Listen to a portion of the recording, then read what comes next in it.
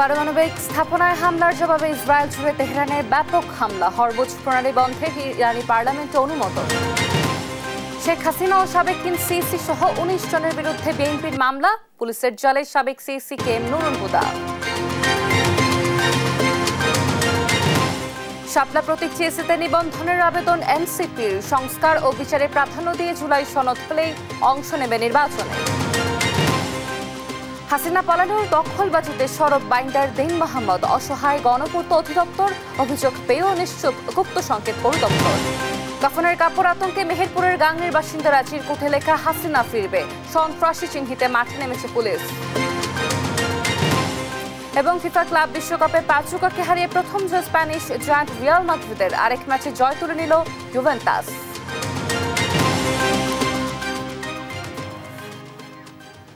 দর্শক শুভ সকাল, দেখছিলেন সুনামগুলো সংবাদ সকালে, আপনাদের সঙ্গে রয়েছে আমি অতসী সেন।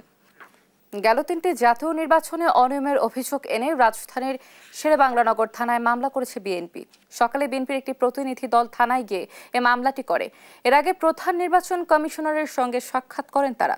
বারবার অভিযোগের পরও কার্যকর ব্যবস্থা না নেয় মামলা করতে হচ্ছে বলে জানান বিএনপি নেতারা।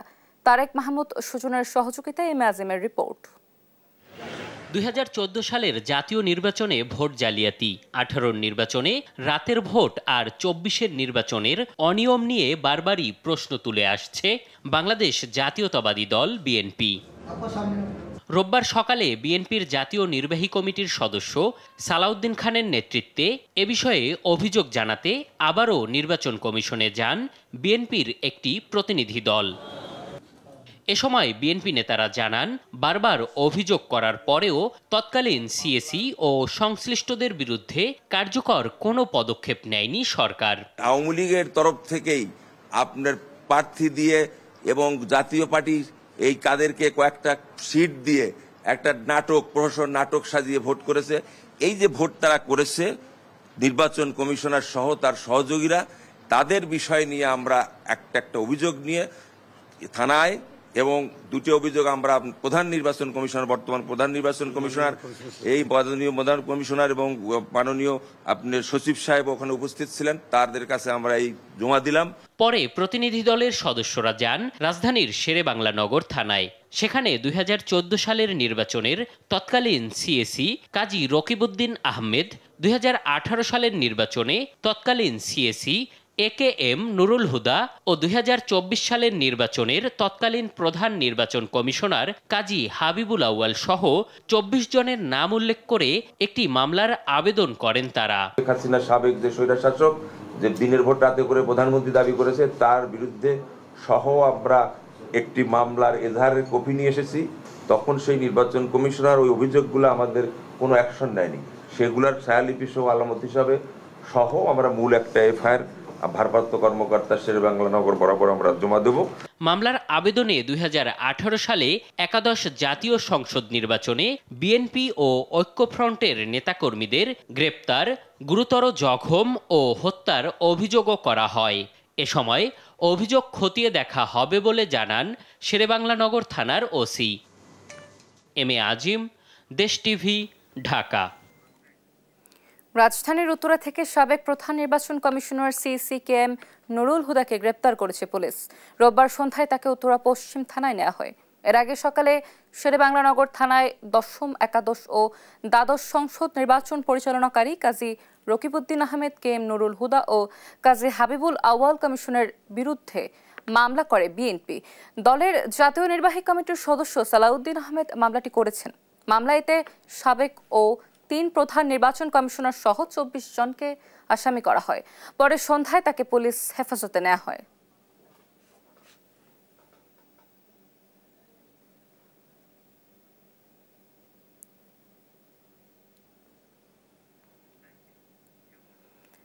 সংস্কার ও বিচার প্রাধান্য দিচ্ছে উল্লেখ করে নাহিদ ইসলাম বলেন, জুলাই সনদ নিশ্চিত হলে এনসিপি নির্বাচন বিষয়ে সিদ্ধান্ত নেবে। দেশের জনগণ এবার ব্যালট বিপ্লবের মাধ্যমে ছাত্র জনতার দল এনসিপিকে ক্ষমতায় নিয়ে আসবে বলে মন্তব্য করছেন দলটির মুখ্য সমন্বয়ক নাসির উদ্দিন পাটওয়ারি। বিস্তারিত শিউলি রায়ের রিপোর্টে। রোববার বিকেলে নির্বাচন কমিশনে ত্রয়োদশ জাতীয় সংসদ নির্বাচনে অংশগ্রহণের জন্য নতুন দলের নিবন্ধনের সময়সীমা শেষ দিনে দলের মুখ্য সমন্বয়ক নাসির উদ্দিন পাটোয়ারির নেতৃত্বে নিবন্ধনের আবেদনপত্র জমা দেয় জাতীয় নাগরিক পার্টি। পরে সাংবাদিকদের জানান কমিশনের নির্ধারিত সব শর্ত পূরণ করা হয়েছে। বলেন ছাত্র জনতার দল আগামী নির্বাচনে জয়লাভ করে জনগণের আশা আকাঙ্ক্ষা পূরণ করবে। আপনাদের দোয়া এবং আশীর্বাদ আমাদেরকে রাখবেন, সরকার গঠনে সহযোগিতা রাখবেন। ইনশাল্লাহ আমরা এই সরকার গঠন করেই বাংলাদেশে যে জরাজীর্ণ ফেসিবাদী যে বন্দোবস্ত রয়েছে এটাকে বিলোপ করে নতুন একটি সেটেলমেন্টের মধ্যে শক্তিশালী একটি বাংলাদেশ গঠন করব। এই সময় দলের সদস্য সচিব জানায় প্রতীক হিসেবে শাপলা চেয়েছে দলটি। 3টি প্রতীককে দলের প্রতীক হিসেবে আমরা আবেদন করেছি, কিন্তু আমাদের দলের প্রতীক হিসেবে নির্বাচন কমিশনের থেকে আমাদের প্রত্যাশা হলো নির্বাচন কমিশন দলের প্রতীক হিসেবে আমাদেরকে শাপলা বরাদ্দ প্রদান করবে। তার কিছুক্ষণ পর আরও নথি নিয়ে আবারও নাহিদ ইসলামের নেতৃত্বে কমিশনে আসে দলের নেতাকর্মীরা। এই সময় নাহিদ জানায় নির্বাচনের জন্য পূর্ণ প্রস্তুতি থাকলেও সংস্কার ও বিচারকেই প্রাধান্য দিচ্ছে এনসিপি। এখনও প্রধান প্রায়োরিটি, প্রধান কাজের জায়গাটা হচ্ছে সংস্কার এবং যে বিচার, সেই বিচারগুলো নিশ্চিত করা এবং গণঅভ্যুত্থানের যে আকাঙ্ক্ষা ছিল, এবং আমরা জানি যে আপনারা জানেন যে জুলাই আসতেছে সামনে, এবং সেই জুলাই মাসে যাতে আমরা আমাদের সে গণঅভ্যুত্থানের আকাঙ্ক্ষাগুলোর যে বাস্তবায়ন, এবং গত 1 বছরের মধ্যে আমরা আসলে কেন পারলাম না, আমাদের সীমাবদ্ধতাগুলো কি, এবং এই সরকার থাকা অবস্থায় সামনের সময়গুলো আমরা কিভাবে কাজে লাগিয়ে সেই দাবিগুলো পূরণ করব, সে বিষয়ে আমরা কাজ করব। শেষ দিনে অর্ধশতাধিক দল নিবন্ধনে আবেদন করে। জনতা পার্টি মহাসচিব শওকত মাহমুদ বলেন, রাজনৈতিক বিধিমালায় যে শর্ত দেওয়া হয়েছে সব প্রতিপালন করেই নিবন্ধনের জন্য জমা দেওয়া হয়েছে। রাজনৈতিক দল নিবন্ধন বিধিমালা যেটা, সেই বিধিমালা 2008-এর, যেটা পরে 2012-তে সংশোধিত হয়েছে, সেই বিধিমালায় যেসব শর্তের কথা বলা হয়েছে সেই সকল শর্ত প্রতিপালন করেই আমরা আবেদনপত্র জমা দিয়েছি। এছাড়া আম জনতা পার্টি, ন্যাশনাল ডেমোক্রেসি পার্টি, জনতা দল সহ আবেদনকারী সব রাজনৈতিক দল নিজ নিজ দলে নিবন্ধন পাবে বলে আশা প্রকাশ করেন। আমরা বিশ্বাস করি গণতন্ত্র, আমরা বিশ্বাস করি বহুদলীয় গণতন্ত্র। যেই আশা আকাঙ্ক্ষা নিয়ে আমরা জনতা দল সৃষ্টি করেছি তার নিবন্ধনের জন্য আজকে আনুষ্ঠানিকভাবে আমরা জমা করলাম। এই ধাপে প্রায় 150 রাজনৈতিক দল নিবন্ধনের জন্য আবেদন করে। শিউলি রায়, দেশ টিভি, ঢাকা। হাসিনা পালালেও অবৈধ দখল ছাড়েনি হাসিনার গণভবনের সাবেক সিনিয়র বাইন্ডার দীন মোহাম্মদ। মতিঝিল সরকারি কলোনির মধ্যে তিনি গড়ে তুলেছেন বস্তিঘর। উচ্ছেদ নোটিশ করায় আরও হুমকি ধামকি দিয়ে যাচ্ছেন গণপূর্ত অধিদপ্তরের কর্মচারীদের। গুপ্ত সংকেত পরিদপ্তরকে বিষয়টি জানানো হলেও কোনো ব্যবস্থা নেয়নি তারা। M A আজিমের report. গণভবনে হাসিনার সিনিয়র বাইন্ডার ছিলেন দীন মোহাম্মদ। গণভবনের একজন কর্মচারী হয়েই তিনি যেন ক্ষমতা রাখেন প্রধানমন্ত্রীর। অবসরে গিয়েও তিনি থাকেন মতিঝিল সরকারি কলোনিতে। কলোনির মধ্যে টিনের ছাপরা দিয়ে গড়ে তুলেছেন একাধিক বস্তিঘর, যা রীতিমতো ভাড়া দেন দীন মোহাম্মদ। আপনারা কয় টাকা ভাড়া দেন? আমি কারেন্টের খরচ দিই আর কি। বিদ্যুৎ সংযোগ কে দিছে? উনি দিছে। সরকারি কলোনির মধ্যে তোলা ঘরগুলোর বিদ্যুৎ সংযোগও দেয়া হয়েছে দীন মোহাম্মদের সরকারি বাসভবন থেকে। তার দখল থাবা থেকে বাদ পড়েনি কলোনির পানির পাম্পটিও। দীন মোহাম্মদের দখল অপসারণে 2013 সালেই নোটিশ করে গণপূর্ত অধিদপ্তর। তবে গণভবনের ক্ষমতাকে কাজে লাগিয়ে 12 বছরেও কোনো নোটিশের তোয়াক্কা করেনি তিনি। উল্টো পাম্প চালককে দিয়ে আসছেন হুমকি ধামকি। সে আমার পাম্পের যা এরিয়া আছে উনি দখল করে একের পর এক ঘর তুলে ভাড়া প্রদান করে আসতেছে দীর্ঘ অনেক বছর। কিন্তু আমার অফিস থেকে চিঠি দেওয়ার পরেও সে অফিস থেকে তোয়াক্কা তো করেই না, ভাঙেও না, অপসারণও করে না। উনি হচ্ছে গণভবনে চাকরি করে, শেখ হাসিনার পিয়ন। এই জন্য মনে করেন সে আমাদের অফিসে গণপূর্ত বিভাগে তোয়াক্কা করে না, কিছু মনেই করে না, ওর কাছে ডন কেয়ার, বিষয়টা এমন। তবে ভাড়া দেওয়ার বিষয়টি অস্বীকার করলেও কাজের লোকের জন্য ঘর তুলেছেন বলে স্বীকার করেন দীন মোহাম্মদ। গণভবনের কথা জানতে চাইলে সটকে পড়েন তিনি। না, দেখছি যে আপনার ঘর থেকে বিদ্যুৎ লাইন এখনো দেওয়া, তাহলে আপনি যদি আগের যে করেছে সেটা যদি দোষারোপ করেন তাহলে আপনি এখনো কেন বিদ্যুৎ সংযোগ দিয়ে রাখছেন? বিদ্যুৎ কাজের একটা ভুয়া থাকে না, তারা কিন্তু সেটা বলেনি। আচ্ছা, আপনি যেটা বলছেন না তাদের কথার সাথে কিন্তু মিল নাই। কি বলছে? আপনার কাজের বুয়া থাকে সেটা কিন্তু তারা বলেনি। আচ্ছা, কি বলছে? এখন আমার কথা হচ্ছে যে ধরেন আমরা যেটা দেখলাম যে আপনাকে গণপূর্ত থেকেও একাধিক নোটিশ করা হয়েছে, কিন্তু তারপরেও আপনি এই ভবনগুলো অপসারণ করছেন না, কোচিং সেন্টারে ভাড়া ভাঙে দিতে চাইছে, ভাঙে দে। আমি এরা করিনি, ওরা চিঠি দিছে তো ভাঙে দিতে চাইছে, ওরা ভাঙে দে। আপনি কি গণভবনের দায়িত্বে এসেছিলেন? গণভবনে চাকরি করতেন? আমি প্রতিরক্ষা মন্ত্রণালয়ের গুপ্ত সংকেত। সে ডিউটিটা কোথায় ছিল? এইভাবে আমি কথা বলবো। দীন মোহাম্মদের এমন ক্ষমতার অপব্যবহার সম্পর্কে গুপ্ত সংকেত পরিদপ্তরকেও জানিয়েছে গণপূর্ত অধিদপ্তর। তবে তাদের পদক্ষেপ সম্পর্কে জানতে গেলে ক্যামেরার সামনে কথা বলেননি কেউ। মোবাইল ফোনে জানান তাদের অবহিত করা হয়েছে, ব্যবস্থা নিতে বলেনি গণপূর্ত, তাই তারা কোনো ব্যবস্থা গ্রহণ করেননি। গণপূর্ত তো আমাদেরকে ওইভাবে কোনো ব্যবস্থা গ্রহণ করতে বলেনি। গণপূর্ত আমাকে বিষয়টা অবগত করছে। তো অবগত করা আর কার্যক্রম গ্রহণ করা দুইটার মধ্যে পার্থক্য আছে না? হাসিনা পালালেও হাসিনার গণভবনের কর্মচারী দীন মোহাম্মদের কাছে যেন এখনো অসহায় গণপূর্ত অধিদপ্তর। এম এ আজিম, দেশ টিভি, ঢাকা। নওগাঁয় বেড়েছে চালের দাম, আরো জানাতে সরাসরি যুক্ত হচ্ছেন সহকর্মী কামাল হোসেন। আমরা যুক্ত হচ্ছি সেখানে। কামাল, দাম নিয়ে কি বলছেন ক্রেতা বিক্রেতারা এবং সর্বশেষ কি তথ্য রয়েছে আপনার কাছে আমাদের জানাবেন? আতসী, আপনি জানেন নওগাঁ জেলা চাল উৎপাদনে, ধান চাল উৎপাদনে দেশের শীর্ষস্থানীয় একটি জেলা। নওগাঁ জেলায় ধান চালের দাম বৃদ্ধি পেলে সেটার প্রভাব সারা দেশেই পড়ে। অর্থাৎ নওগাঁয় যদি ধানের দাম, চালের দাম বাড়ে, সেটার দাম সারা দেশেই বাড়ে। হঠাৎ করে ঈদের পরে থেকে গত 15 দিনে চালের দাম প্রথম থেকে 6 থেকে 8 টাকা, বর্তমানে প্রায় 8 থেকে 9 টাকাও চালের দাম বৃদ্ধি পেয়েছে। বিশেষ করে সরু চালের দাম যদি বলা হয় 6 থেকে 8 টাকা করে বৃদ্ধি পেয়েছে প্রতি কেজিতে। খুচরা বাজারে এটা বৃদ্ধি পেয়েছে প্রায় 4 থেকে 6 টাকা। আমি এখন দাঁড়িয়ে আছি নওগাঁর মুক্তির মোড়ের সাহেব বাজারে।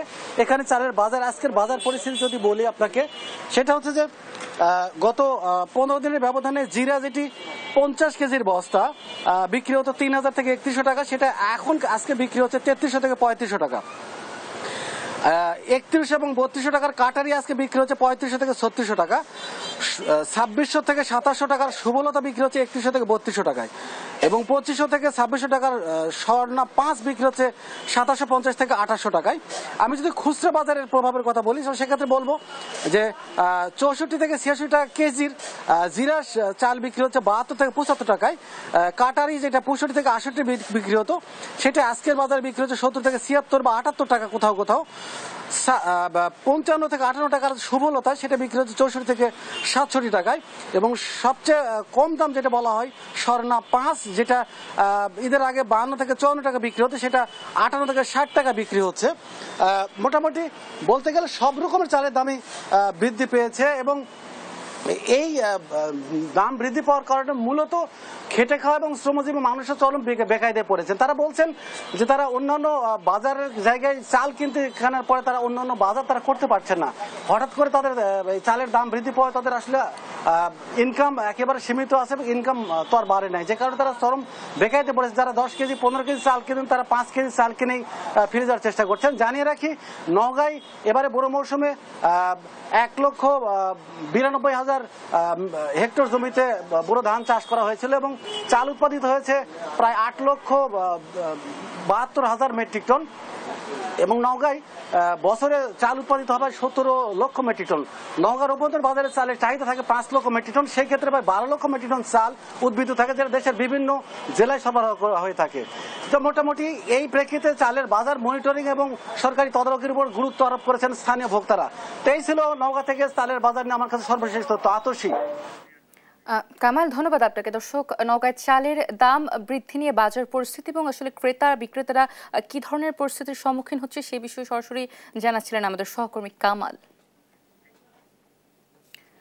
নেত্রকোনায় কেন্দুয়ার সান্দিকোনা ইউনিয়ন বিএনপির সাধারণ সম্পাদককে কুপিয়ে জখম করেছে দলীয় প্রতিপক্ষের লোকজন। রোববার সন্ধ্যায় সান্দিকোনা ইউনিয়নের ডাউকি গ্রামে মসজিদের সামনে এ ঘটনা ঘটে।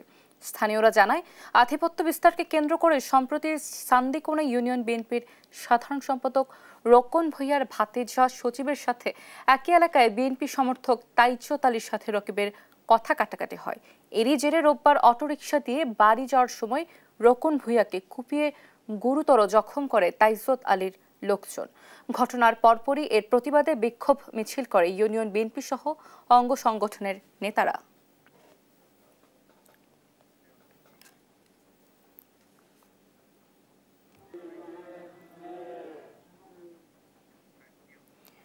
দুর্বৃত্তদের রেখে যাওয়া বোমা সদৃশ বস্তু, চিরকুট ও কাফনের কাপড়ে আতঙ্কে মেহেরপুর জেলার গাংনী উপজেলার বাসিন্দারা। এসব চিরকুটে শেখ হাসিনা ফিরে আসবে শীঘ্রই এবং বিএনপির কেউ পার পাবে না বলে হুমকি দেওয়া হয় স্থানীয়দের। আক্তারুজ্জামানের রিপোর্ট, জানাচ্ছেন নুসরাত শোভা।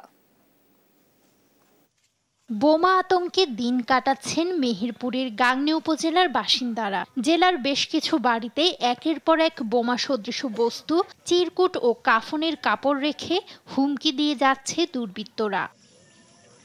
এসব চিরকুটে শেখ হাসিনা ফিরে আসবে শিগগিরই এবং জেলার বিএনপির কেউ পার পাবে না বলে হুমকি দেয়া হচ্ছে। গাংনী পৌর শহরের চৌগাছা গ্রামের ব্যবসায়ী জয়নাল আবেদিনের বাড়ির গেটে দুটি বোমা, কাফনের কাপড় ও চিরকুট রেখে যায় সন্ত্রাসীরা। এছাড়া এলাঙ্গি গ্রামে সুমনের বাড়িতে গোপালনগরের বিএনপি নেতা রবিউল ইসলামের দোকানের সামনেও এসব জিনিস রেখে যায় অজ্ঞাতনামারা। এছাড়াও উপজেলার বিভিন্ন স্থান থেকে 4 মাসে প্রায় 14টি হাত বোমা সদৃশ বস্তু উদ্ধার করেছে পুলিশ। বোম একটা পড়েছিল এখানে, তবে বোম দেখে আমাদের মধ্যে একটা আতঙ্ক সৃষ্টি হয়েছে। সকালবেলায় সে বোমটা ধরেন পাওয়া গেছে, আমার গ্রামের লোক তখন আতঙ্ক আছে, পুলিশ এখন বাইর করতে পারেনি। উদ্ধার করা বস্তু বোমা কিনা তা পরীক্ষা করে সন্ত্রাসীদেরকে চিহ্নিত করতে মাঠে কাজ চলছে বলে জানিয়েছে পুলিশ। বিভিন্ন জায়গায় বোমা সদৃশ বস্তু পাওয়া যাচ্ছে আর কি। আমরা এগুলো যখন সংবাদ পাই ঘটনাস্থলে গিয়ে এগুলো আমরা রিকভারি করে নিয়ে এসে পরীক্ষার জন্য বিজ্ঞ আদালতের অনুমতি সাপেক্ষে আমরা পরীক্ষা করে দেখছি এটা আসলে বোমা কিনা বা অন্য কোনো কিছু কিনা। দ্রুত দুর্বৃত্তদের চিহ্নিত করে আইনের আওতায় আনার দাবি স্থানীয়দের। নিউজ ডেস্ক, দেশ টিভি। স্বাধীনতার এত বছর উন্নয়নের ছোঁয়া লাগেনি মৌলভীবাজারের শমশেরনগর রেল স্টেশনে। এর ভবনটি জরাজীর্ণ হয়ে পড়েছে। যাত্রীরা স্টেশনের সুবিধা থেকে বঞ্চিত হচ্ছেন। আর নজরদারির অভাবে স্টেশনের জায়গা দখল করে নিচ্ছে একটি পক্ষ। সালেলা হিকুটির তথ্যচিত্র জানাচ্ছেন সালমা জাহান। মৌলভীবাজারের কমলগঞ্জ উপজেলার শমশেরনগর রেলওয়ে স্টেশন। কমলগঞ্জ, রাজনগর ও কুলাউড়া উপজেলার 1.5 লাখ মানুষ ও পর্যটক রেলওয়ে স্টেশনটি ব্যবহার করে ঢাকা, চট্টগ্রাম সহ দেশের বিভিন্ন স্থানে যাতায়াত করেন। তবে দীর্ঘদিন যাবৎ এই স্টেশনটি অবহেলিত ও উন্নয়ন বঞ্চিত। সিলেট আখাউড়া রেল সেকশনের ব্রিটিশ আমলে নির্মিত এই স্টেশনে বাস্তবে উন্নয়নের ছোঁয়া লাগেনি। ভবনের দেয়ালের বিভিন্ন অংশ ফেটে গেছে। সংস্কারের অভাবে দেয়াল জুড়ে শ্যাওলা জমে আছে। যাত্রীদের বসার জন্য কোনো স্থান নেই। বৃষ্টি হলে প্ল্যাটফর্মের ছাদ থেকেও পানি পড়ে।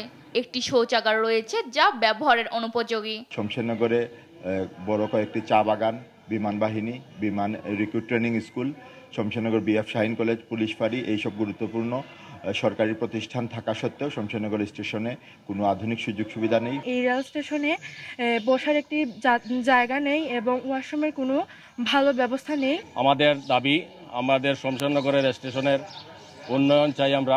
এই স্টেশনে আন্তনগর ট্রেনের টিকিটের ব্যাপক চাহিদা থাকলেও বরাদ্দ কম।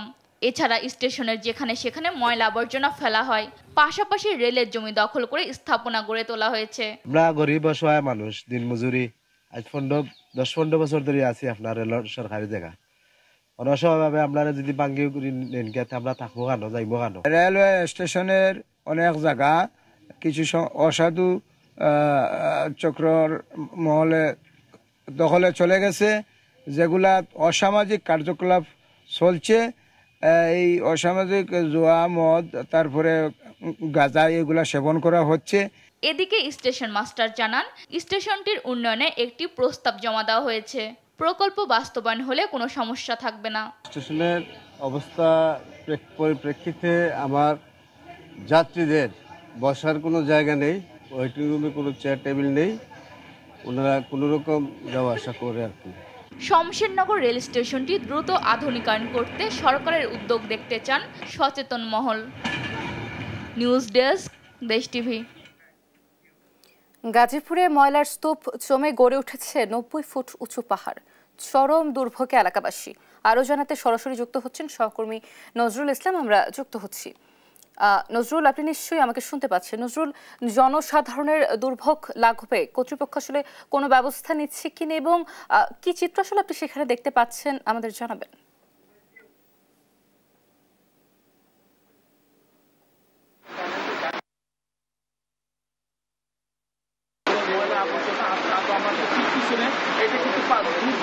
পাহাড়ের মতো মনে হচ্ছে, কিন্তু আসলে এটি কিন্তু পাহাড় নয়। তবে এই এখানে প্রকৃত পক্ষে পাহাড় নয়, কিন্তু এটা কিন্তু আপনারা জানেন যে গাজীপুর সিটি কর্পোরেশনের ময়লা আবর্জনের যে 9 বছরের স্তূপ সেটা কিন্তু রাখা হয়েছে, সেটা কিন্তু গাজীপুর মহাসড়কে রাখা হয়েছে। এখানে কিন্তু উচ্চতা 120 ফুটের মতো হবে। এখানে হাই ভোল্টেজের যে তার রয়েছে, সেই তার কিন্তু আপনার এখানে হাই ভোল্টেজের যে তার আমরা দেখতে পাচ্ছি, সেই তারগুলো কিন্তু আপনার সুইচ হয়ে গেছে এখান থেকে। এবং আপনি জানেন যে এই যে বর্জ্য রয়েছে, সেই বর্জ্য কিন্তু আপনার গাজীপুরবাসীর জন্য একটা দুর্ভোগের জায়গায় পরিণত হয়েছে।